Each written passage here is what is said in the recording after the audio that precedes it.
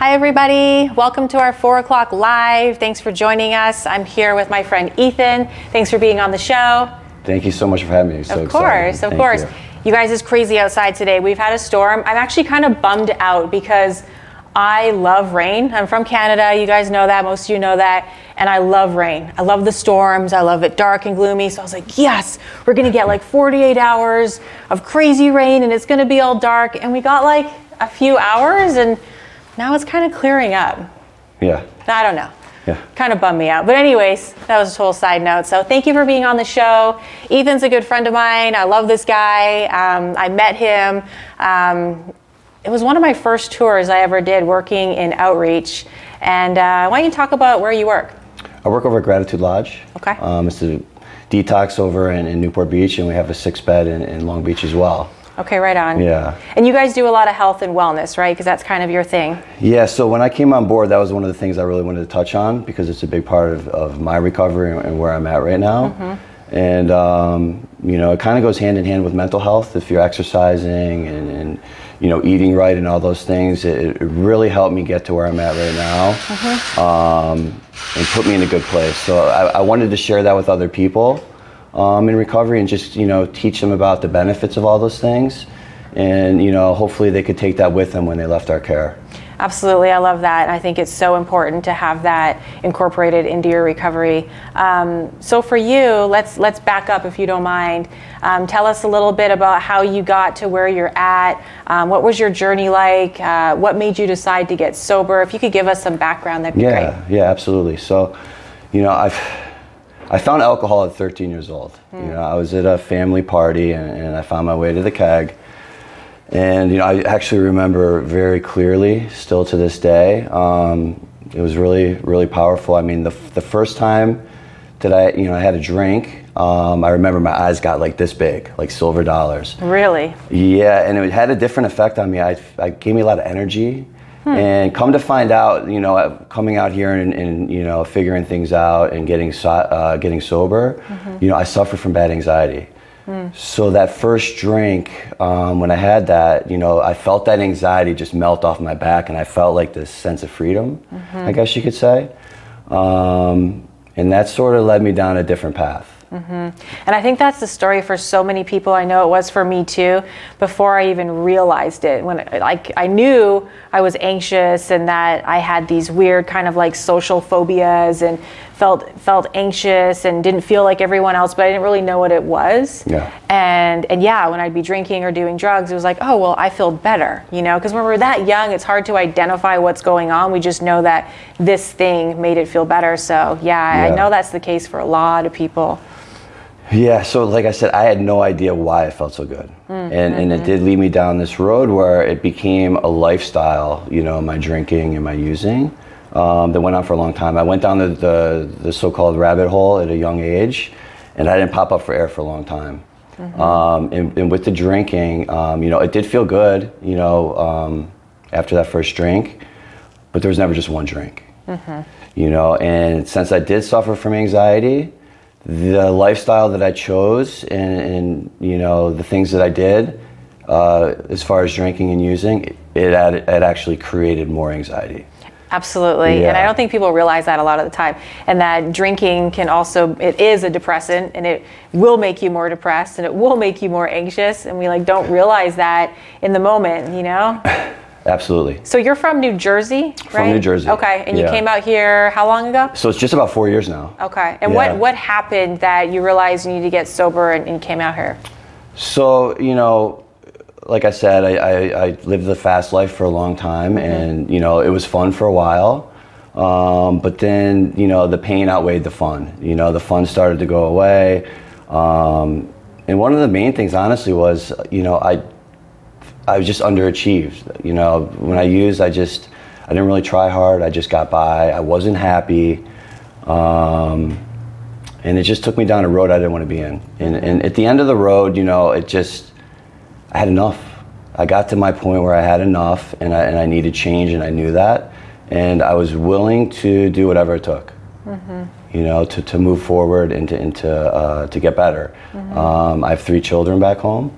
And, them seeing me the way that I was, I couldn't have that anymore. You know, it wasn't right. And I decided, you know, I had to do something, and I ended up out here. Yeah. So how have your relationships changed with your children since you got sober? What was that journey like? How long did it take? Did they need to see a lot of consistency and time and effort? I know a lot of times it's our families, we want our families to forgive us right away because we feel better and we're rehabilitated and we're doing better, but our families, they tend to stand back a little bit and go, whoa, I want to see something first. So what was that like?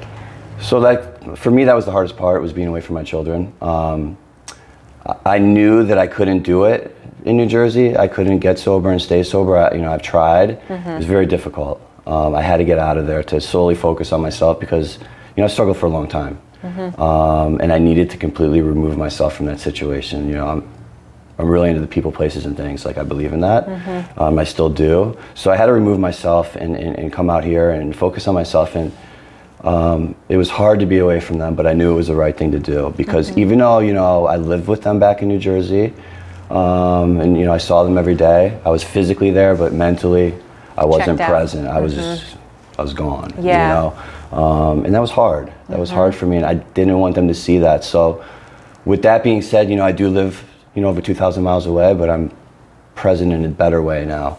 And I spend quality time with them when I see them, and I'm blessed that things are going well for me now, and I'm able to see them more, and I can travel back and forth, and that's a huge thing. And I really do appreciate that, and it was worth it in that sense. As far as them, it was hard on them.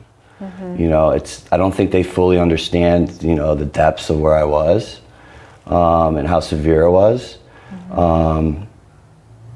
But they see a different me now, and things have gotten a lot better, and they do come out to visit, and I do get to go back and spend time with them, and I couldn't be happier about it. And that quality time, it makes such a difference because I was the same way. I am a mom, and I was with my son, but at the same time, a lot of time was checked out. So to have that quality time and that clear head and know that they know that you're sober as well, because a lot of times we feel like they don't know, they're too young, they don't realize, but they know something's off. And so to be able to be a role model for them now and show them you're sober and healthy and live the life you live now, I'm sure that's got to be really impactful on them in a positive way. So that's amazing. Absolutely. So with the health and fitness, you came out here, you got sober. How did you find fitness, and what has the journey been like with that? Yeah. So even back in, when I was in New Jersey and I was using, I did work out, I'd hit the gym, I'd go for runs. I was into it a little bit. I just didn't do it right. I'd go to the gym and work out and go for a run, but then my diet was off. I buffalo wings, pizza, beer. It sort of defeats the purpose. Yeah. So I was always into it. Like I said, it wasn't done correctly. But when I got out here, I started to really focus on it.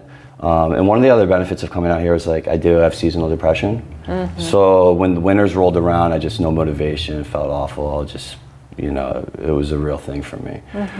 So when I came out here in Southern California, beautiful weather year round, except for today, and I really focused on fitness and exercise, and started working on my mental clarity, and all those things sort of went together. And I was hitting the gym and going for runs and doing all that kind of things that I like, and it helps with my anxiety. When I go for a nice run, I get out of my head. And when you say a nice run, you run, right? Yeah. What is you track it, because I've seen you post on social media with how far you've gone, right? Yeah. You posted something recently. What was that? So my friend over at Fuel Bar, I went in one day to get a shake, and they said, "Hey, we're doing a run challenge for December." Okay. And it was see if you can run 100 miles in the month of September. So 100 miles, yeah, okay. So they're like, "Would you like to try?" I was like, "Okay." I'm a competitive person. I played soccer growing up. I like to be competitive. I just didn't really have anything pushing me. So I was like, "Yeah, sure. I'll give it a shot, see what happens." And my competitive edge came out, and I think within 7 or 8 days, I had 100 miles. What? Yeah. That, if you break it down, so what was your day like? How much were you running? Would you do it all at one time, or would you space it out? I'd wake up and run 10, 12, 15 miles outside. In the morning. Outside, yeah. Oh my goodness, like straight, or would you stop and then run? Straight, yeah. So that's part of my routine in the morning. I like to work out and I get my time in. One of the things is when I got sober, I'm a morning person now. I never was a morning person. Me too. So I wake up at 4 or 5 o'clock and then, you know, I get my run in or go to the gym or whatever I do. It's the best way for me to start my day. Yeah, I agree. And I think that's so important in recovery. I preach this all the time, is to like have a routine. Oh yeah. Whatever it is, and try your best to stick to it. And I do the same thing. I get up early, I work out early, and it sets up my day to the point now where if I don't do it, I feel like my whole day is off. Like over the holidays, I slipped, not drug and alcohol wise, but diet wise, exercise wise. I probably took like, well, if I'm gonna be totally honest, like almost a whole month off and kind of ate whatever I wanted and did whatever I wanted. And I felt so sluggish by the end of it. And now I'm at the end of 2 weeks back completely on, and I just feel so much better, you know, in that routine and the anxieties and like you're talking about the seasonal depression. Yeah. So for you, have you found by having exercise, having diet, fitness, and that routine in your life that your mental health is, obviously it's a lot better, but has it like completely gone away, your anxiety and depression, or do you still struggle? And if you do, how do you cope with that on a daily basis? That's a good question. Yeah, so I mean, I still have anxiety to a degree, but it's nothing like what it was before. Mm-hmm. Seasonal depression, I mean, not really, you know, because of where I live. Mm-hmm. I really benefit from being out here. But here's the thing, when I have anxiety now, I'll go to the gym, I'll go for a run, you know, I'll call somebody up and see how their day is going, you know, do a service work of some sort, to get out of my head. There's different ways to get out of your head and to feel better and to relieve yourself from that anxiety. Mm-hmm. It's not gonna be, I'm not gonna go sit down at a bar and order a beer anymore. Right, it's changing that mindset. It completely changed for me. Yeah, replacing that behavior. So when you have clients at Gratitude Lodge and they're in detox and they're feeling bad and you're there, how do you encourage them? What do you say? Because I know you're really good with the clients and they feel they can come to you and talk to you. So what is it that you talk to them about? How do you encourage them? What kind of coping skills do you give them when they're in detox? So I think one of the most important things is when you're talking to someone that's coming in and you know you're hurting when you come into detox, you're not in the best spot. So let people know that this is all possible, because it didn't seem possible for me to get to where I'm at right now. If you would have asked me 4 years ago, you know, can you do this? Or you told me I'm going to be doing all these cool things and feeling this great. Yeah. I would have been like, what? Like, yeah, I agree. I wouldn't have even understood what you were saying. Mm-hmm. So I think it's really important to go in and just let people know, hey, it gets better, you know, and there's so many different things out there that you can do. And, you know, over at Gratitude, we like to teach people like, hey, look, you know, we make fresh juice in the morning. It's what you put in your body now. It doesn't have to be the bad things. Let's put the good things in there. Make ginger, apple, orange juice in the morning. We have a nutritionist come in. We're into fitness. We work out over at Moxie Gym in Costa Mesa, get them involved with classes. And it really helps them get their minds off the negative things and gets them out of their shell. Mm-hmm. And like I said, just let them know this is all possible and it takes time. But if you put the work in and you do it, anything is possible. Mm-hmm. And that's the truth of it. Mm-hmm. So for you, what is your fitness goal? Like ideally for you, because we're all hard on ourselves, right? Mm-hmm. What is your goal fitness-wise? So I don't have it all figured out.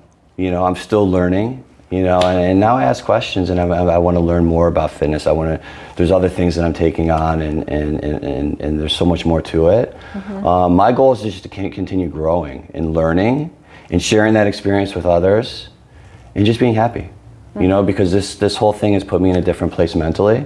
I'm happy. I'm living a good life, and just sharing that with others. I don't want to just do it by myself.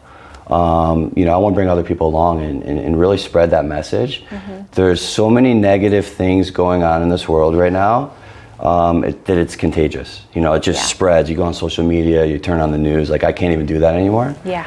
So the same thing goes with positive energy and teaching people and showing people that all these things are positive and possible. And hanging out with like-minded people to do the same things. I enjoy that. You know, I've met some really cool people on this journey. They're all into fitness and helping others and living life. You know, jumping out of planes with my buddy Preston and. Preston, yes. So you're going to go on February 12th?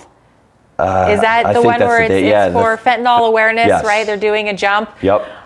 Preston, I want to go, and I've talked to him about this. I want to go in the plane. I know it sounds really silly, you guys, but I have a huge fear, heights and spiders. And so I said, I want to go in the plane, go experience them going up, but then I'm just going to stay in the plane. Yeah. Are you going to jump? Oh yeah, I've jumped already. You've jumped already? Yeah. What is that like?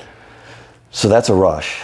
You know, obviously I was scared. You went with them? I went with them, yeah. Anybody Okay. says they're not scared to do that, they're lying. You know, it was an experience, and that's kind of it's a really cool thing because it's not like health and wellness isn't just going to the gym and lifting weights. It's living like a healthy lifestyle, doing fun things, enjoying yourself. And this is like a cool thing to do, you know, you can conquer that fear. Like going up in the plane, that's a baby steps. Yeah. You know what I mean? But like, I went up there, I'm in this huge, like, you know, airplane, and the one where the back wall just drops down, and I got this guy strapped to my back. I just got butterflies just with you saying that. And we're Lake Elsinore, and you see the mountains and the lake and the water, and it's just absolutely beautiful. But you're looking down. Does it seem real, or do you like disconnect? Like, it seems real. Okay. It seems real. It seems very real, and it's just it's pure adrenaline. You know, you jump out. It's nothing like what I thought it would be. You know, it kind of just sucks you out like like in the movies. Like my ears pop, and all of a sudden I'm flying through the sky. And can you see everything, or is it blurry? Yeah, or? you see everything, and the mountains, the water, and everything's so small, and you're just going, you know. And I thought my life would be flashing before my eyes, and I'm gonna die. It wasn't like that. I was just enjoying the moment. It was like this sense of freedom and adrenaline, and you know, the chute opened, thank God, and I was very happy about that. And I'm going down, and I'm like, I caught my breath. And you know, you hit the ground, and the adrenaline's still going. I mean, that whole night I was pretty amped up. It was a really cool experience, and yeah. I at least want to get in the plane, you know, and just check it out. It's so cool being in recovery. We have the ability to have these experiences, which are like all new life experience for us. You know, like it's an advantage for us, because for me, I feel that we've been given this second chance, and we get to experience things, and I feel that we appreciate things so much more. Our senses are heightened. You know, we're able to really get out there and live life and be present and go on adventures. I'm so big on that, you know, going out and doing things.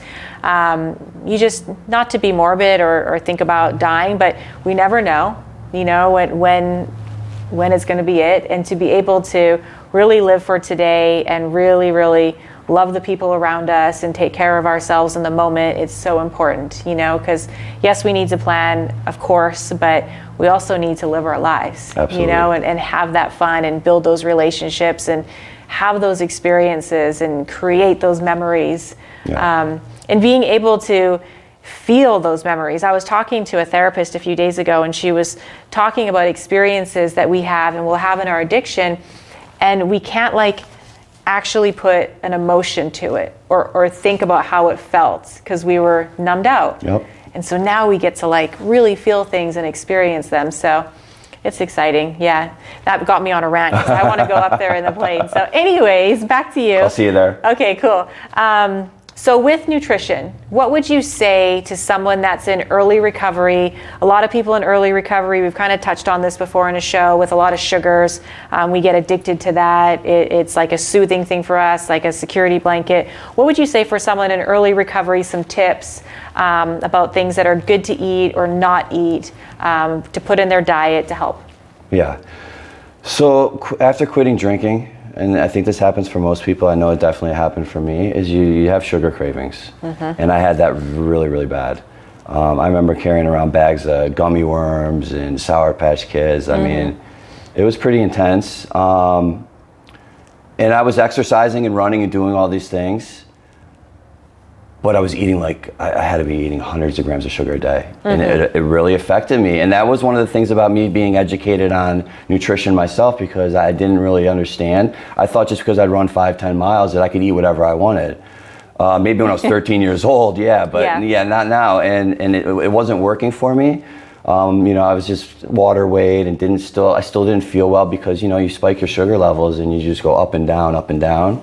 And it threw me off. So I got educated on sugar. I actually watched that show that you had with her, and it was amazing. It helped me because I cut my sugar out. I slowly detox. You have to actually detox off of it. And it's a gnarly detox. It was bad. Yeah. I got moody. I was going to say, I got real grumpy. Yeah. Yeah. So I started working on that. And this is later in my recovery, a couple years in. I started focusing on that and cutting the sugar out. That did wonders for me. It really did. I started really working on what I put in my body. No energy drinks, no more sugar, not many carbs, and then just eating a lot of greens and making juice at my house and all the benefits from that, and started researching that. And I think that's important too. That's what we teach over at Gratitude. And this is for people in recovery and people that aren't in recovery. What you put in your body is a big deal. And you start off baby steps. So you're not going to walk into detox and just go on this clean diet. But we, educate people on those things, because I had people coming in carrying 2 energy drinks and a bag of Fritos, and they didn't understand why they had to go to urgent care later in the day. They didn't understand. You can't do that. So a healthy diet is key, and that's part of my lifestyle and who I am now. And that's one of the things that, I like to teach people about, because it really is that important. It is so important what we eat, and a lot of us just don't think about it. But it changes your whole mindset, your mental health, physical health, spiritual health, your sleep, everything is affected by it. So I agree. Okay, I'm going to ask you a couple of fun questions before we end here. Let me think, what do I want to ask you? What would you tell your 13-year-old self now, looking back? Oh my God. I don't know if that's really a fun question, but it's an interesting question. What would I tell him? What advice would you give him? Oh man. I would want him to have more guidance, find a mentor. I'm into mentoring and something along those lines, and just, go down a different path. It's easy to stray off a path, but it's really hard to get back on the right one. And I would have told him, man, really be careful who you hang out with and what you do. That was a good one. But I would start with that, go down the right path. Go down the right path, okay. Where do you see yourself in 5 years? Let's say just work-wise. Work-wise, just continuing spreading the message, the health and wellness and fitness is a lifestyle that I live now. It's not the party rock star lifestyle that I once lived. It's health and wellness and spreading that to others, and just honestly just being happy. I think everybody wants to be happy in life. I think that's what the goal is, and I found that, and I want to continue down that path. And I don't like to set too many ideas of where I'm going to be or what I'm going to be doing. I sort of just like to be spontaneous and just let the path go in front of me and follow it. That's been working for me lately, so I'm going to keep doing that. I like that. And just see where it takes me. I like change. Okay. So wherever it leads me, I'm going to go, as long as it's the right path. So if it could take you anywhere, what's one place in the world that you'd want to travel to once COVID is all over that you haven't been to? I want to go to Hawaii. Hawaii? Hawaii, yeah. You haven't been to Hawaii? I've never been to Hawaii. Oh, man. I've been isolating a little bit. Yeah, Hawaii is amazing. Definitely got to go there. Okay, last question. How would you describe sobriety? It's joy. It's pure joy. It's happiness. I'm not searching for it anymore. It's the only way for me to live now. I can never go back. I don't want that. Sober's fun. Sober's cool. Yeah, that's the other thing. That. Sober's cool. Sober is so cool. It's the way of life. It's what I want. And it's what I do, and I encourage it for others. Yeah. But it's cool. So here's the one thing I'll say. Before I came out here, I was so scared to get sober because, like I said, I was a social drinker, going out, partying, events, or whatever it was. And my biggest fear was, my life's over. how am I gonna have fun? That's what I thought too. I was like, I guess I'm just gonna quit drinking and going out and having fun, and like my life's over. Yeah. You know, but that was the furthest thing. It was so not true. It was the complete just. It was so wrong. I'm having fun now. I'm living life. Everything's great. You know, I listen. I still have problems. Things happen. Of course. But the way that I can deal with them now, being sober, is just it's night and day. You know, I don't create all these problems and chaos anymore. Thank God. Yeah. You know, me so too. life's good that way, and I'm enjoying it. Right on. And I remember things too. You remember things. Yeah, I remember That's things. a good one. Yeah. Remember things. Yeah. Sober is cool. That's what we're going to end with. Yeah. Thank you so much for being on the show. It was great to have you. Thank you, Jenny. All right, you guys, remember, sober is cool. Until next time, bye. Thank you.